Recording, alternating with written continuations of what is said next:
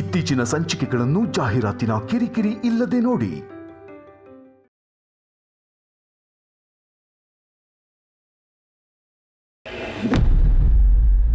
ಇದರಲ್ಲಿರೋ ಮಾತ್ರೆ ನಿಮಗೆ.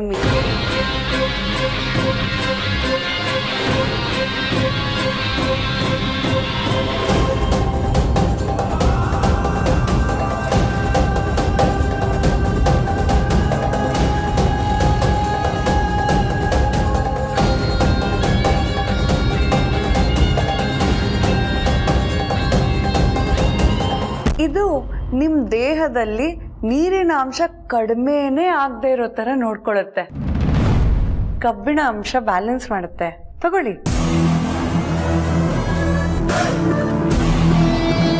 ಕ್ಷಮಿಸಿ, ನನಗೆ ತಕ್ಕ ಮಟ್ಟಿಗೆ ಆಯುರ್ವೇದ ಚಿಕಿತ್ಸೆ ಗೊತ್ತು. ನನಗೆ ಅಗತ್ಯ ಬಿದ್ದಾಗ ನಾನೇ ಆಯುರ್ವೇದ ಮಾತ್ರೆಗಳನ್ನ ತಯಾರು ಮಾಡ್ಕೋತೀನಿ. ಈಗ ಈ ಮಾತ್ರೆ ಅವಶ್ಯಕತೆ ಇಲ್ಲ, ನನಗೆ ಬೇಡ.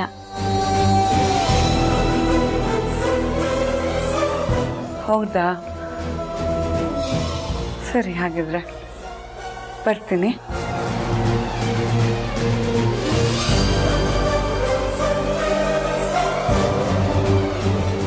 ಒಂದು ನಿಮಿಷ, ನೀವು ಮೊದಲನೇ ಸಲ ನಮ್ಮ ಮನೆಗೆ ಬರ್ತಾ ಇದ್ದೀರಾ, ನೀವು ಕಾಫಿ ಕುಡ್ಕೊಂಡು ಹೋಗ್ಬೇಕು.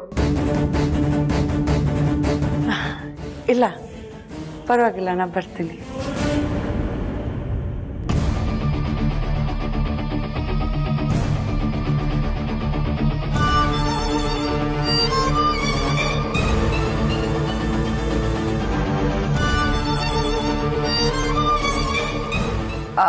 ಅದು ನಾನು ರಘುರಾಮ್ ಸರ್ಗೆ ಏನಂತ ಹೇಳಿ,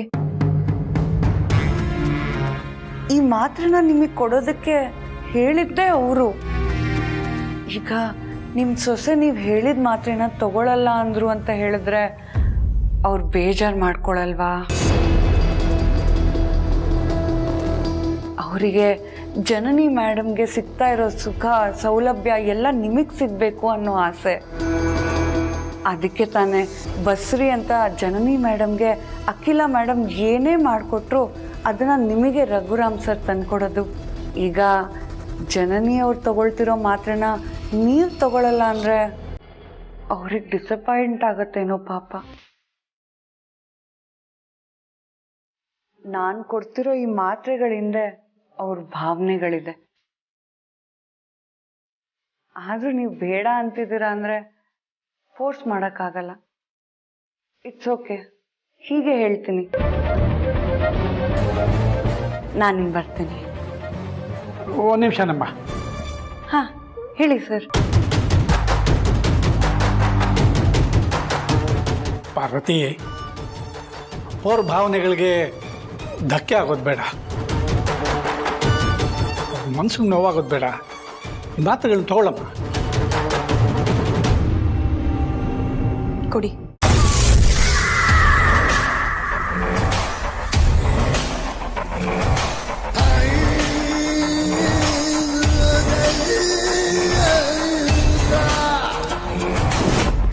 ಹ್ಯಾಪಿ ಹೋಳಿ.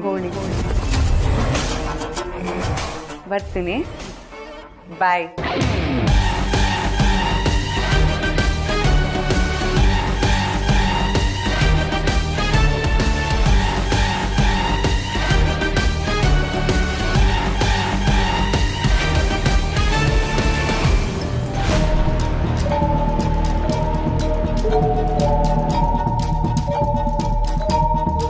ಪಾರು, ಅಮ್ಮವ್ರು ಬರೋಕ್ಕೆ ಹೇಳಿದ್ದಾರೆ. ನಾನು ಸ್ವಲ್ಪ ಅರಸನಕೋಟೆಗೆ ಹೋಗಿ ಬರ್ತೀನಮ್ಮ.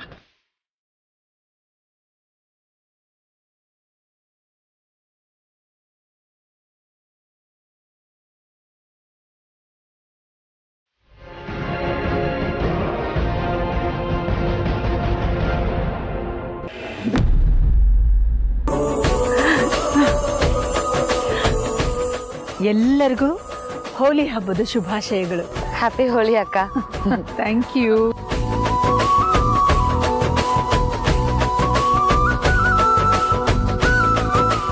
ಇವತ್ತೇ ಹೇಳ್ಬೇಕು ನೀವು, ಇಲ್ಲ ಅಂದ್ರೆ ಅಷ್ಟೇ ಇವತ್ತು ನಿಮ್ ಕತೆ ಹೇಳಿ.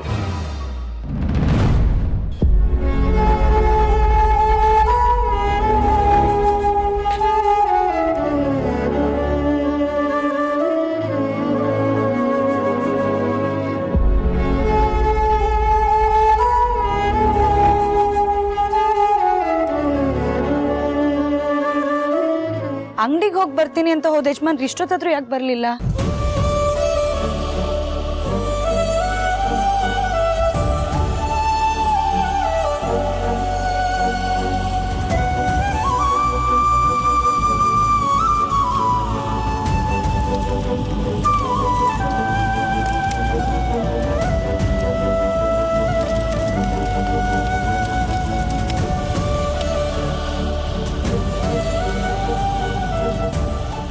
Ma'am, Preetam sir video call ಮಾಡ್ತಿದ್ದಾರೆ. ಪ್ರೀತು, ಹ್ಯಾಪಿ ಹೋಲಿ ಮಗನೆ. Happy Holi mom. Thank you ಮರಿ. ಒಂದ್ ನಿಮಿಷ. Happy Holi. Happy Holi Preetu. Happy Holi Preethu.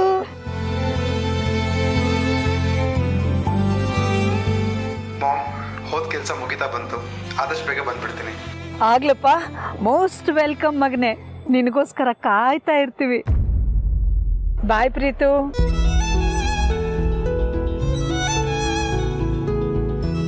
ಜನನಿ, ಪ್ರತಿ ವರ್ಷ ಹಾಡ್ಕೊಂಡು ಕುಣ್ಕೊಂಡು ಹಬ್ಬ ಆಚರಿಸೋ ಥರ ಈ ಸಲ ನೀನು ಮಾಡೋ ಹಾಗಿಲ್ಲ.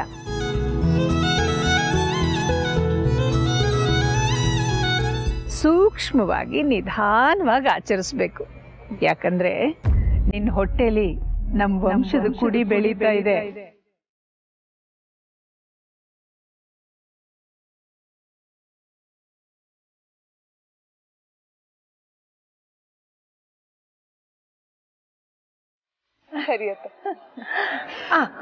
ಮುಂದಿನ ವರ್ಷ ಬೇಕಾದ್ರೆ ನಿನ್ ಮಗು ಜೊತೆ ನೀನು ಮಗುವಾಗಿ ಕುಣ್ಕೊಂಡು ಹಬ್ಬ ಆಚರಿಸು, ಆಯ್ತಾ?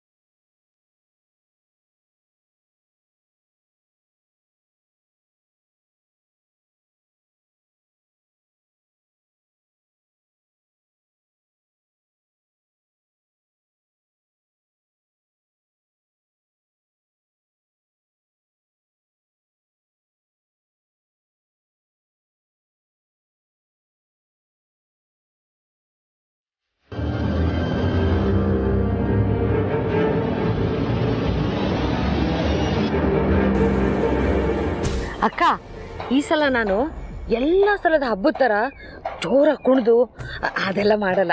ಜನನಿ ಎಷ್ಟು ಡಿಸೆಂಟಾಗಿ ಹಬ್ಬನ ಆಚರಿಸ್ತಾಳೋ ನಾನು ಹಂಗೆ ಡಿಸೆಂಟಾಗಿ ಹಬ್ಬ ಆಚರಿಸ್ತೀನಕ್ಕ. ಆಯ್ತಮ್ಮ. ಹ್ಯಾಪಿ ಹೋಲಿ. ಹ್ಯಾಪಿ ಹೋಲಿ ಅಕ್ಕ.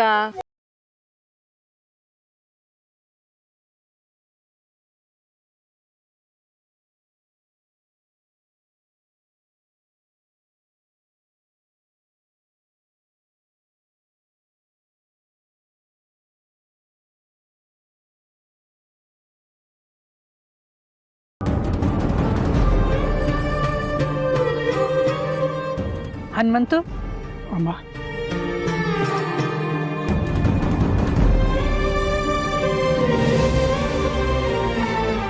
ಹೋಲಿ ಹಬ್ಬದ ಶುಭಾಶಯಗಳು.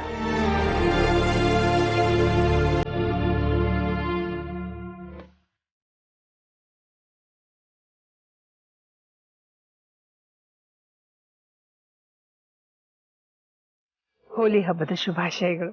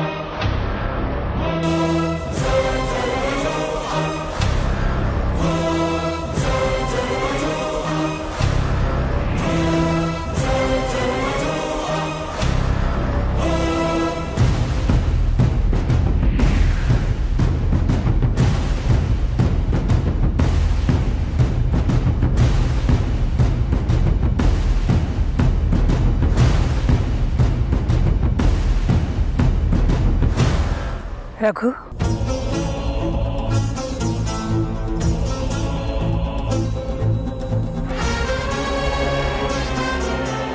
ದುಬಾಯಿಂದ ನಮ್ಮ ಚಿಕ್ಕ ಮಗ ಕೆಲಸ ಮುಗಿತಿದ್ದ ಹಾಗೆ ಮನೆಗೆ ವಾಪಸ್ ಬರ್ತಾನೆ. ಈ ವರ್ಷ ಅಲ್ಲದೆ ಹೋದ್ರು ಮುಂದಿನ ವರ್ಷ ಹೋಳಿ ಹಬ್ಬಕ್ಕೆ, ಅಷ್ಟೇ ಯಾಕೆ ಮುಂದೆ ಬರೋ ಎಲ್ಲ ಸಂಭ್ರಮದಲ್ಲೂ ಅವನು ನಮ್ಮ ಜೊತೆಲಿ ಇರ್ತಾನೆ.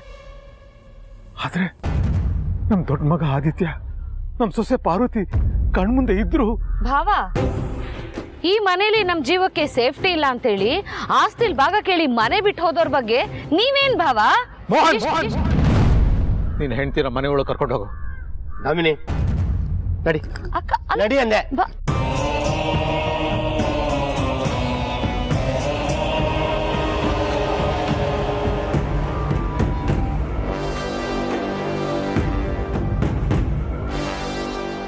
ಅಖಿಲ, ಈ ಹಬ್ಬದಲ್ಲಿ ನಮ್ಮ ಮಗ ಆದಿತ್ಯ, ನಮ್ಮ ಸೊಸೆ ಪಾರ್ವತಿ ನಮ್ಮ ಜೊತೆಲಿ ಇದ್ದಿದ್ರೆ ಎಷ್ಟು ಚೆನ್ನಾಗಿರ್ತಿತ್ತಲ್ವಾ? ಪ್ಲೀಸ್ ರಘು, ನಾನು ಎಷ್ಟು ಸಲ ರಿಕ್ವೆಸ್ಟ್ ಮಾಡ್ಕೊಂಡಿದ್ದೀನಿ ನಿಮ್ಮನ್ನ, ಈ ಮನೆಯಲ್ಲಿ ಅವರಿಬ್ಬರ ಹೆಸರನ್ನ ಎತ್ತಬೇಡಿ ಅಂತ.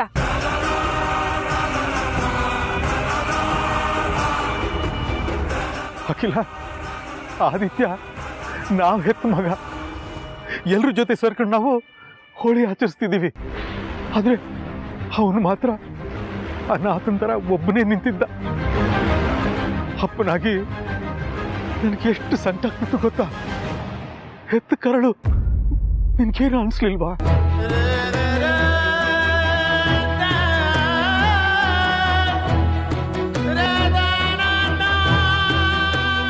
ಅವ್ರ ವಿಷಯದಲ್ಲಿ ನಿನ್ ಮಾತು ಕಠೋರವಾಗಿರ್ಬೋದು, ಆದ್ರೆ ನಿನ್ ತಾಯಿ ಹೃದಯ ಕಲ್ಲಾಗಕ್ ಸಾಧ್ಯನಾ?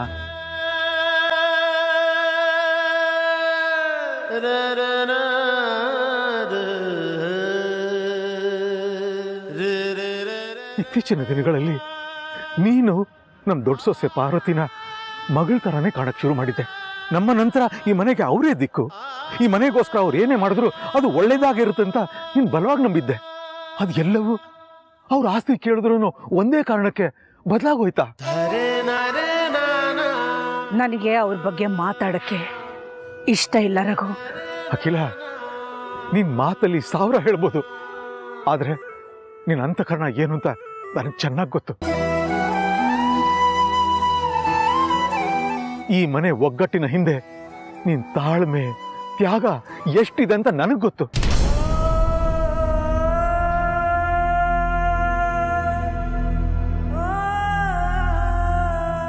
ನೀನ್ ಕಟ್ಟಿ ನಿಲ್ಸಿರೋ ಒಗ್ಗಟ್ಟಿನ ಸೌಧಾನ ಕಾಪಾಡಬೇಕಾದವ್ರೆ ಒಡೆಯೋ ಪ್ರಯತ್ನ ಪಟ್ರು. ಆಸ್ತಿಲ್ ಭಾಗ ಕೇಳಿದ್ರು ಅಂತ ನಿನ್ಗೆ ಆಘಾತ ಆಯ್ತು. ಆ ಕೋಪಕ್ಕೆ ಅವ್ರನ್ನ ಮನೆಯಿಂದ ಹೊರಗೆ ಹಾಕ್ತೆ.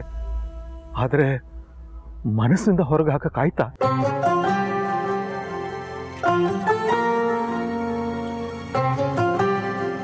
ಹೌದು ಅಂತ ಒಂದೇ ಒಂದ್ಸಲ ನನ್ನ ಕಣ್ಣಲ್ಲಿ ಕಣ್ಣಿಟ್ಟು ಹೇಳಿ ನೋಡೋಣ.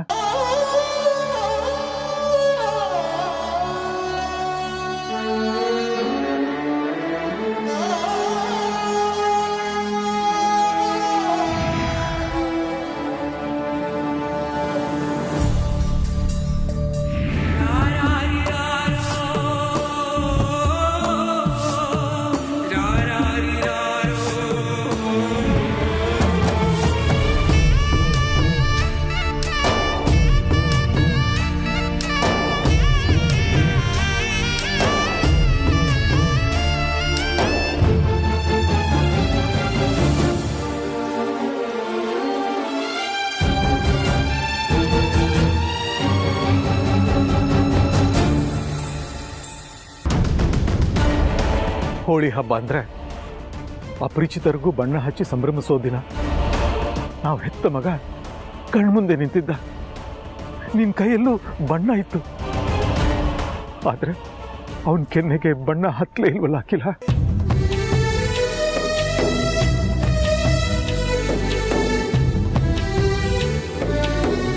ಇವತ್ತು ಯಾಕೋ ಎಷ್ಟೇ ಕಂಟ್ರೋಲ್ ಮಾಡ್ಕೋಬೇಕು ಅಂತ ಅನ್ಕೊಂಡ್ರು ನನ್ನ ಸಂಕಟ ತಡ್ಕೊಳಕ್ ಆಗ್ತಿಲ್ಲ. ಸಾರಿ.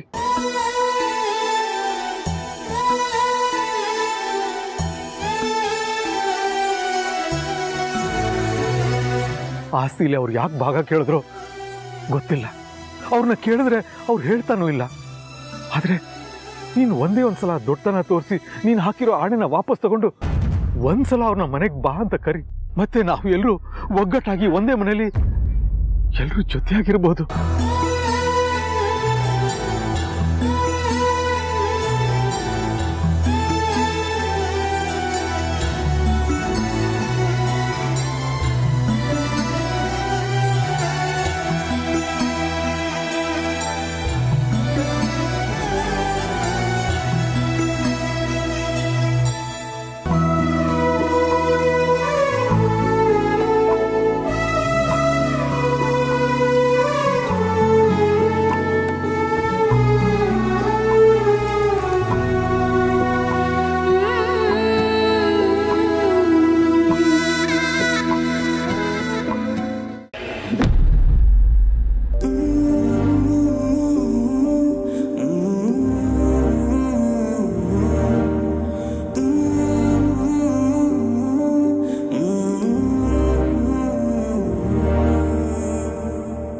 ಮನೇಲಿದ್ದಾಗ ದಿನ ಆಫೀಸ್ಗೆ ಹೋಗ್ಬೇಕಾದ್ರೆ ಅಮ್ಮನ ಕಾಲಿಗೆ ನಮಸ್ಕಾರ ಮಾಡಿ ಹೋಗ್ತಾ ಇದ್ದೆ.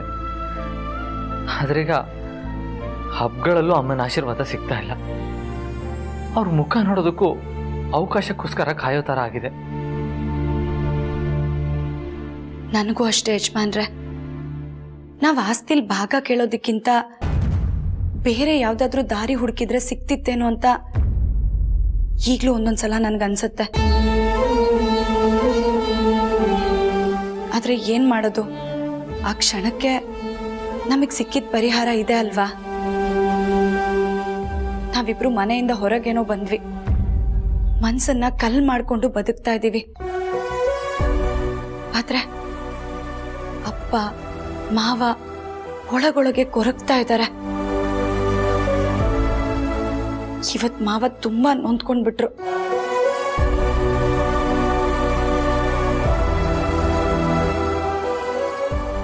ಸಂಬಂಧಿಕರು ಸಾವಿರಾರು ಜನ ಇರ್ಬೋದು, ಆದ್ರೆ ಕುಟುಂಬ ಅನ್ನಿಸ್ಕೊಳ್ಳೋದು ನಾವು ಕೂಡಿ ಬಾಳ್ದಾಗ.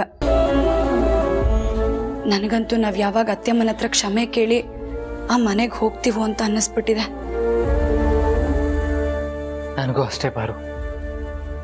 ಪ್ರತಿದಿನ ಅಮ್ಮನ ಮುಖ ನೋಡೋ ಅದೃಷ್ಟ ಯಾವಾಗ ಸಿಗುತ್ತೋ ಅಂತ ಅನ್ಸ್ಬಿಟ್ಟಿದೆ.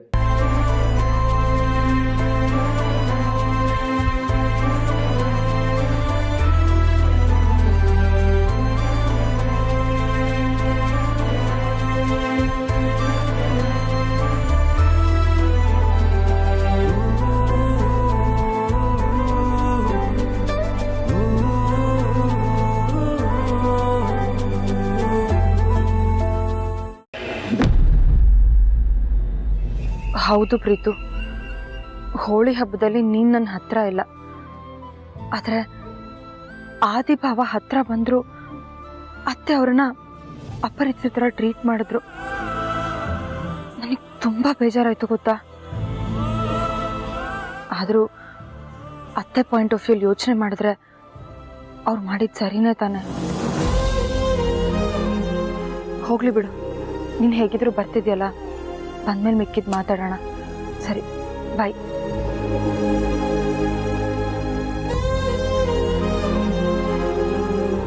ಸರ್, ಬೆಳಿಗ್ಗೆನೆ ಹೋಗಿ ನಿಮ್ಮ ಹಿರಿ ಸೊಸೆಗೆ ಕೊಡ್ಬೇಕಾಗಿರೋ ಮಾತನ್ನ ಕೊಟ್ಟು ಬಂದಿದ್ದೀನಿ ಸರ್. ತುಂಬಾ ಥ್ಯಾಂಕ್ಸ್ ಕಣಮ್ಮ.